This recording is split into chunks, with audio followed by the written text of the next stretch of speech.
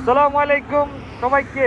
সকাল সকাল চলে আসলাম আমি আবির রন ইউটিউব চ্যানেল থেকে। দেখতে পাচ্ছেন এত ঠান্ডা, এত ঘন কুয়াশা গাইস, আমি আপনাদেরকে কি বলবো, দেখা যায় না। দেখেন আমি আছি এখন একটা ব্রিজের উপরে, যেটা বলা হয় আপনার পদ্মার ব্রিজ। এটা বাংলাদেশের সব থেকে বড় ব্রিজ গাইস। সেই ব্রিজের উপরে আমি দাঁড়িয়ে আছি গাইস। আমি দেখতে পাচ্ছি সামনে কোনো কিছু দেখা যায় না। এই যে দেখেন কত সুন্দর, এখানে আপনার নদী টদী দেখা যাচ্ছে। এই যে এদিক থেকে গাড়ি আসতেছে, এদিক থেকে আসতেছে। এদিকে আপনার দেখেন বড় বড় জাহাজগুলো আমি দেখতে পাচ্ছি না। আমি জুম করতেছি আপনাদের জন্য, আপনারা দেখতে পাচ্ছেন কিনা আমাকে জানাবেন। যতদূর যাচ্ছে আমি যতটুকু পারতেছি জুম করতেছি। দেখেন কুয়াশা, এত কুয়াশা পড়তেছে।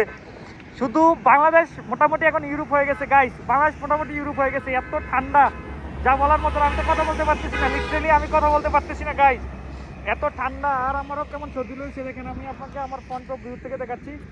দেখেন আপনারা কি দেখতে পাচ্ছেন কিনা দেখেন। দেখেন এদিকে আপনার দাঁড়িয়ে আছে, বড় বড় জাহাজ দাঁড়িয়ে আছে। এদিকে ঠান্ডা পানি, এদিক থেকে গাড়ি আসতেছে। এই দেখেন এদিক থেকে গাড়িগুলো আসতেছে। তো আমি এখানে দাঁড়িয়ে আছি। এই যে আমার বাইক এখানে দাঁড়িয়ে আছে, আমার বাইক এখানে, আমি এখানে।